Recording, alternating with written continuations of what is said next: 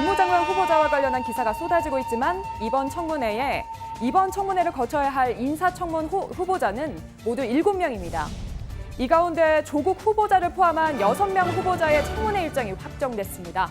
시작은 오는 29일, 이번 주 목요일부터입니다. 김현수 후보자와 은성수 후보자를 시작으로 다음 날 이정옥 후보자와 한상혁 후보자, 9월 2일에는 최기영 후보자와 청문회가 열립니다. 여기에 조성욱 후보자는 다음 달 2일 혹은 3일에 열리는 걸로 최종 조율 중입니다.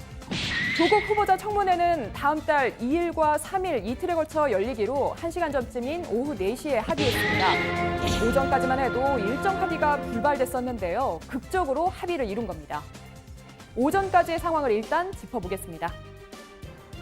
청문회 운운하고 있는데 사실은 지금 검찰청에 빨리 가야 됩니다. 사실상 아직도 실세의 지위를 가지고 있기 때문에 저희는 이것이 특검이 불가피한 수순으로 갈 수밖에 없지 않나. 만약 오늘까지 인사청문회 개최를 거부한다면 또 그 날짜 확정을 거부한다면 국회와의 대화 등의 형식의 구애 없이 이른바 국민청문회 준비에 곧바로 착수할 수밖에 없다는 점을 분명히 말씀드립니다. 이 민주당이 제안한 국민청문회 이름이 낯선데요.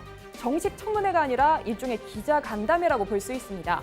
민주당은 한국기자협회와 방송기자연합회에 공문을 보내 청문회 개최를 주관해달라고 요청했었습니다. 그러나 국민청문회는 범여권에서도 반대 목소리가 나왔습니다. 들어보시죠. 야당 없는 국민청문회는 객관성도 실효성도 떨어집니다. 인사청문회 일정을 확정하지 않는 자유한국당의 목리 때문에 비롯된 방안이지만 법적 절차는 아닙니다. 헌법과 법에 정한 절차를 지키는 것이 중요합니다. 어렵더라도 법적 절차인 국회 인사청문회를 통해 조국 후보자 검증이 이루어져야 합니다. 즉 인사청문회는 증인이나 참고인의 출석을 요구할 수 있고 자료 제출을 요구할 수 있는 법적 구속력이 있는 반면 국민청문회는 그러한 권한이 없다는 겁니다. 다행히 청문회 일정 합의를 이뤘습니다.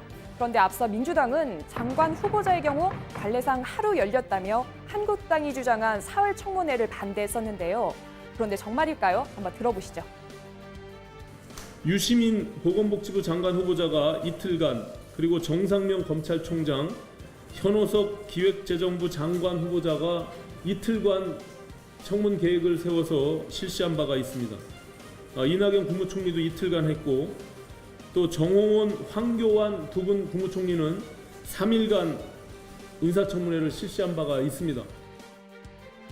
이렇게 오전 내내 양보 없는 공방이 이뤄졌는데 교섭단체 원내대표 회동에도 결과를 얻지 못했고 공은 오후 법사위 간사들 합의로 넘어갔습니다.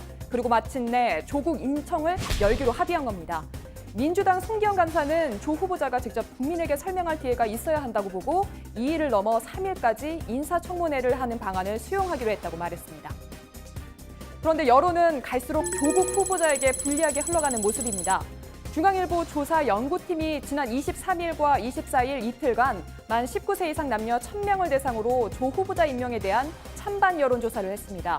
결과를 봤더니 반대가 50.2%, 반대가 60.2%, 찬성이 27.2%로 나타났습니다. 즉, 조 후보자의 임명 반대 여론이 절반 이상 나온 겁니다. 그럼에도 조국 후보자는 정면 돌파 행보를 이어갔습니다. 오늘은 권력기관 개혁에는 목소리를 높였지만 그에 따른 교육 혜택 등 우리 사회가 해결해야 할 주요 문제는 간과했다면서 90도로 허리를 깊숙이 숙이며 국민들께 송구하다고 했습니다. 함께 보시겠습니다. 청문회 기회를 주신다면 이러한 저의 부족함과 한계도 솔직히 말씀드리면서 질책을 받고 저희 생각과 소신도 설명드리고 싶습니다.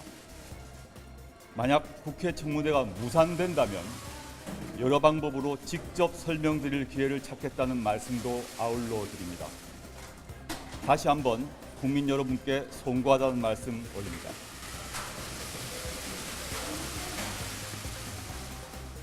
그러면서 조 후보자는 검경수사권 조정 법제와 공수처 설치, 범죄 수익 강화 등 형사제도 개혁안을 발표했습니다. 그러나 연일 쏟아지는 의혹 제기에 조 후보자가 발표한 개혁안에 힘이 실릴 수 있을지, 한국당은 조국 후보자의 적은 조국이다, 후보자의 SNS 글이 주된 검증 대상이 되고 있다며 오늘도 공세 수위를 높였습니다. 들어보시죠. 어제 조국 후보자가 사과 같지도 않은 사과를 했습니다. 그렇지만 당장 고위직들은 무슨 일이 터지면 사과를 한다면서 파리에 빗대 비난했던 조국의 과거 글이 화제가 되고 있습니다. 이 정도로 국민의 신뢰를 잃은 사람이 무슨 수로 사법개혁을 할 수 있겠다는 말입니까? 어떤 글이냐면요. 2010년 당시 조 후보자는 이명박 정부의 유명한 전 외교통상부 장관 자녀의 외교부 특재 논란을 강하게 비판하면서 이런 글을 올렸습니다. 파리가 손을 비빌 때 사과하는 뜻이 아닌 것처럼 사과한다고 착각하지 말라는 건데 오늘 출근길에서도 기자들의 질문이 이어졌습니다. 과거 특정 장관의 딸 특채 의혹을 파리에 비유하셨는데 지금 현재 후보자님께 처해지는 비판이 과도하다고 생각하십니까? 과도하고 생각하지 않고요. 겸허히 받아들이고 그 사실관계는 추후 인청에서 제대로 밝히겠습니다만은 현재 저에 쏟아지는 비판 달게 받겠습니다.